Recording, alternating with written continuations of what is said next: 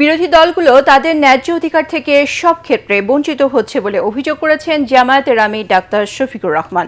প্রথমবারের মতো এনসিপি কার্যালয় পরিদর্শনে গিয়ে সরকার ও বিরোধী দলের ভূমিকা নিয়ে কথা বলেন তিনি। শফিকুর অভিযোগ করেন, সংসদ কিংবা সংসদের বাইরে কোথাও তাদের প্রাপ্য অধিকার দেয়া হচ্ছে না।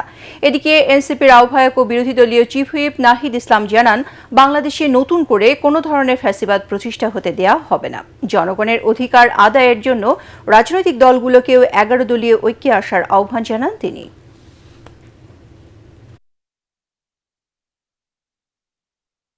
সংসদের ভিতরে আমরা গঠনমূলক বিরোধী দল হিসেবে আমাদের ভূমিকা রাখার চেষ্টা করছি, কিন্তু দুঃখের বিষয় দায়িত্ববোধ একদিকে জাগ্রত হলে হয় না।